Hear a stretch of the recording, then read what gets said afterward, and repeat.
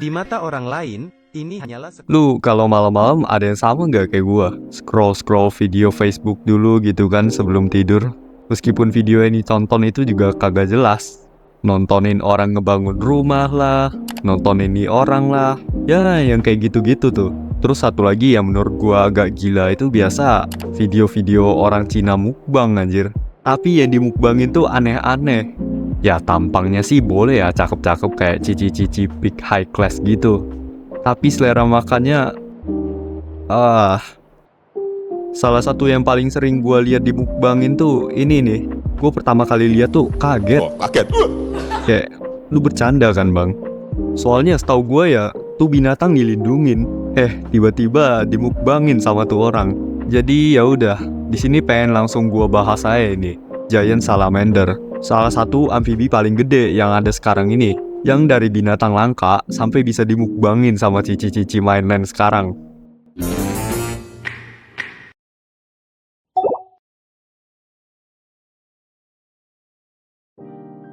Andreas davidianus atau Chinese Giant Salamander. Kayak namanya, giant, gede. Andreas davidianus ini masuknya amfibi terbesar di dunia sekarang, tapi nomor 2. Nomor satunya itu ada teman segenusnya, Andreas ligoi atau South China Giant Salamander yang bisa lebih gede, dikit. Buat Andreas davidianus itu bisa ngegede sampai 1,8 meter. Kalau Andreas ligoi ya paling nambah 10-20 cm gitu.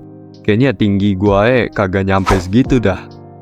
Selain itu dua jenis, di genus Andreas tuh masih ada spesies lain, kayak contohnya Andreas cheney, Andreas japonicus, sama Andreas jiangxiensis. Buat davidianus, ligoi, cheney, sama jiangxiensis, mereka semua asalnya dari Cina. Paling ya cuma beda-beda daerah, provinsi gitulah. Dan kalau buat japonicus ya dari Jepang. Sama ada dua jenis lagi yang udah punah, yaitu Andreas matthewi dari Amerika sama Andreas scheuchzeri dari Eropa. Habitat mereka biasanya ada di sungai-sungai bebatuan gitu, yang airnya bening berarus, dan biasa lebih doyan suhu yang agak dingin. Giant salamander itu masuknya nokturnal, jadi mereka bakal aktif nyari makan itu waktu malam-malam. Dan makanan mereka itu ya kayak predator air pada umumnya lah. Mereka makan ikan, katak, cacing, siput, sampai serangga. Dan meskipun tampang mereka kayak binatang baik gitu, tapi mereka tuh juga sering jadi kanibal, makan sesama gitu. Penglihatan mereka itu jelek, agak-agak siwer gitu. Jadi buat nyari makanan, mereka keseringan ngandelin sensor getaran yang ada di sepanjang badan mereka, dari kepala sampai ekor.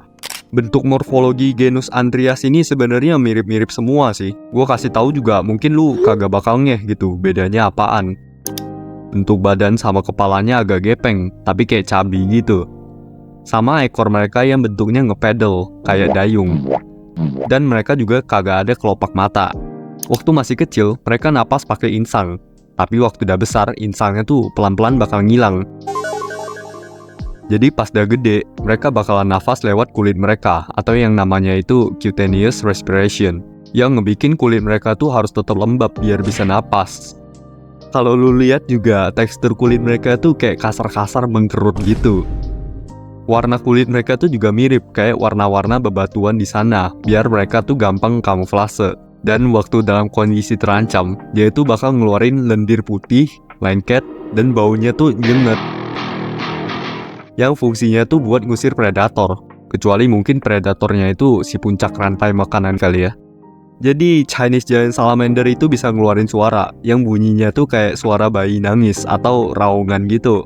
Jujur gue kagak nemu suara asli salamander ini tuh kayak gimana. Nemu sih nemu ya, tapi ya coba dah lu tonton dulu.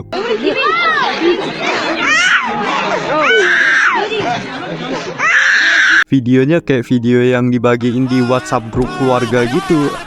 把声音再放大一些听听。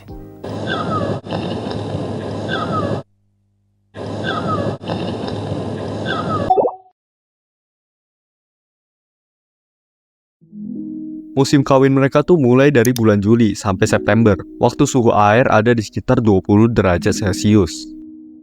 Jadi nih, giant salamander ini punya style sendiri bro waktu lagi PDKT. Mereka ada courtship behavior yang dilakuin kira-kira sebulan sebelum betinanya nelor. Dan perilakunya itu macem-macem lah. Mulai dari manjat si betina, nyentuhin moncong satu sama lain, kejar-kejaran, sampai tinggal bareng-bareng. Mungkin lebih jelasnya lu lihat aja nih di tabel. Ada ya orang yang neliti gaya PDKT-nya kadal. Sebulan kemudian, abis PDKT, mereka bakal mulai kawin. Si betina bisa ngeluarin 400-500 biji telur, yang ukurannya itu cuma sekitar 7-8 mm. Tapi bakal ngegede lagi tuh telur sampai 2 kali lipat, gara-gara telurnya itu nyerap air. Dan telurnya bakal dijagain sama si jantan sampai netes, kurang lebih sekitar 50-60 hari lah. Jadi si jantan bakal banyak gawean tuh, selama ngejagain telur. Yang pasti dia bakal jagain telurnya dari predator, sama ngemakanin telur yang gak bakal netes, entah itu karena gak terbuahi, rusak, atau kena infeksi jamur, buat nyegah pembusukan telurnya itu nular ke telur-telur yang bagus. Waktu netes larvanya itu bakal langsung ada di ukuran 3 sentian, dan kayak gue bilang tadi, mereka itu netes dengan kondisi ada insang. Nah, itu tuh, yang bentuknya kayak jumba-jumba itu. Tuh insang bakalan ada sampai kira-kira ukuran 20 sentian, atau sekitar umur 3 tahunan. Baru habis itu, insangnya bakal pelan-pelan ngilang. Giant salamander baru bisa kawin di umur 5-6 tahun, waktu di ukuran kurang lebih 50 sentian. Terus buat umur maksimumnya sekarang ini yang ada di farm-farm itu hampir di 60 tahunan bro. Udah kayak umur manusia aja nih. Terus satu lagi, dari anggota genus Andrias tadi itu hampir semuanya bisa nge-hybrid bro, atau kawin silang. Kayak misal si Davidianus disilangin sama Sligoy, itu bisa, atau sama Japonicus, itu juga bisa. Ya pokoknya nih genus lumayan gampang lah terhybrid.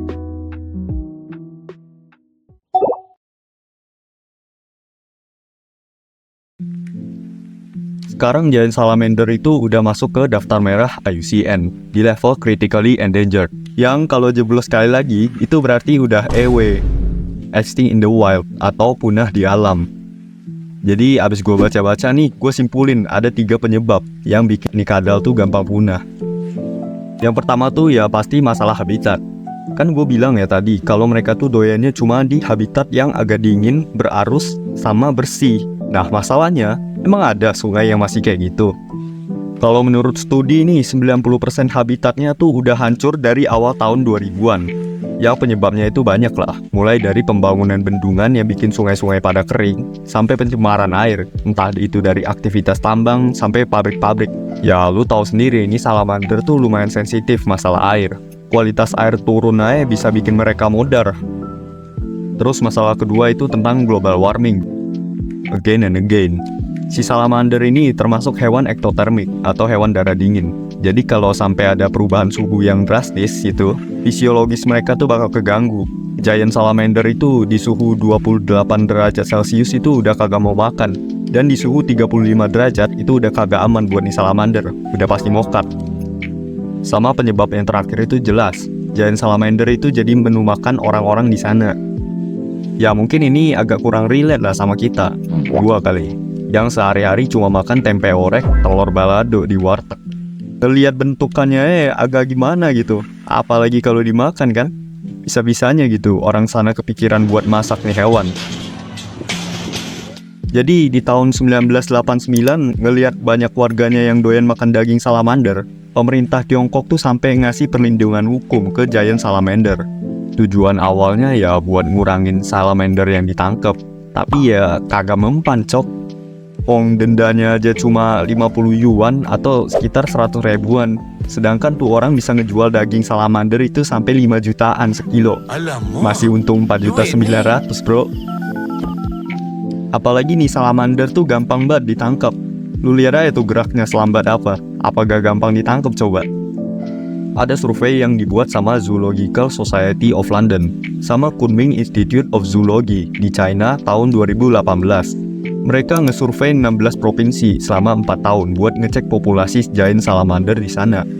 Hasilnya tuh 97 titik habitat mereka tuh kagak bisa ditemuin lagi nih salamander, atau bahasa lainnya tuh punah lokal bro.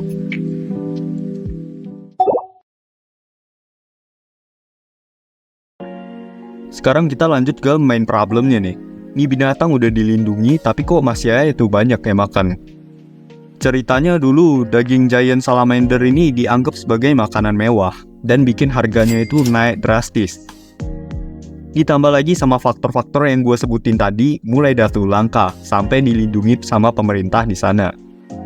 Nah, pinternya tuh orang, mereka tuh muter otak gitu bro. Gimana caranya biar mereka tetap bisa muasin hasrat makan salamander mereka tanpa ngebuat salamander itu jadi lebih langka. Dan akhirnya tercetuslah tuh farm atau peternakan giant salamander yang selain buat menuhin permintaan daging di pasar, tapi ini juga dilakuin buat naikin populasi di sana.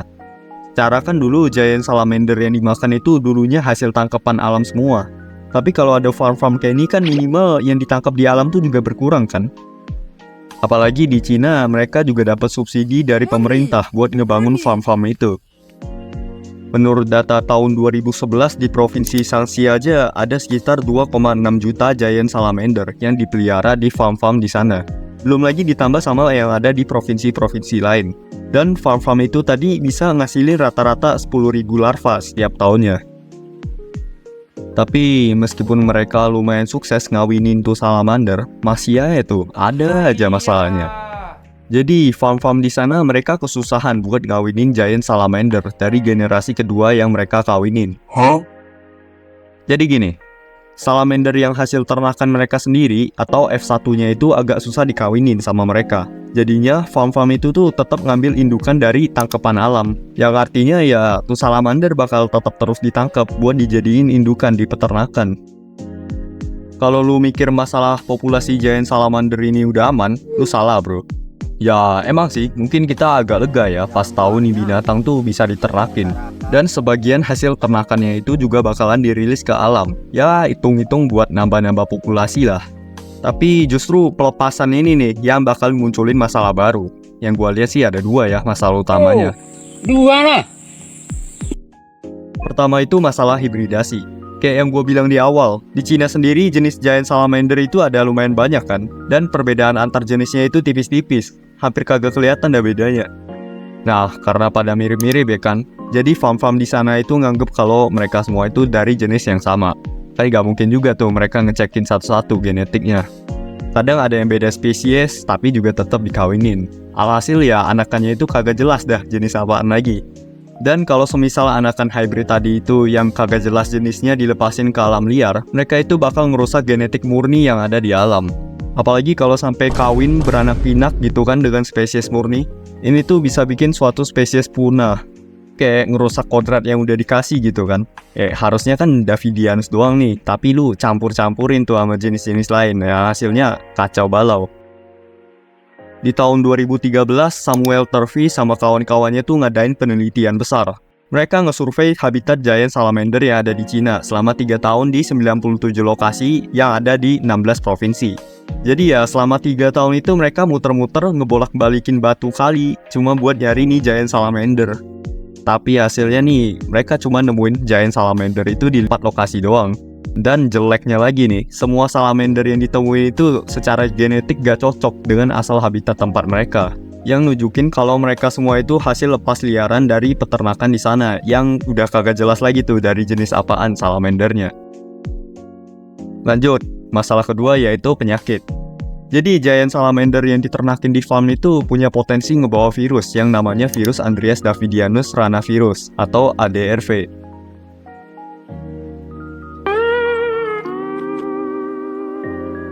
Virus patogen yang khusus nyerang giant salamander. Ranavirus ini bisa nyebabin nekrosis organ sampai pendarahan sistemik dengan tingkat kematiannya itu nyampe 100%. Nah, ranavirus ini tuh kadang ditemuin dari farm-farm giant salamander atau dari giant salamander yang ditangkap di alam. Yang bikin ngeri nih kalau sampai giant salamander dari farm yang dirilis ke alam itu ngebawa virus ini nih. Bisa-bisa ya selesai tuh satu habitat. Jadi kesimpulannya solusi paling bagus ya tetap ngejaga habitat sama kurang-kurangin lah tuh nangkepin binatang kayak gitu tuh. Kan ada tuh binatang lain yang lebih cocok gitu kan buat makanan. Better lah daripada lu nangkepin kadal kan. Oke, mungkin segitu dulu buat nih giant salamander. Sekarang gue mau caps dulu. Thank you yang udah nonton. Bye-bye.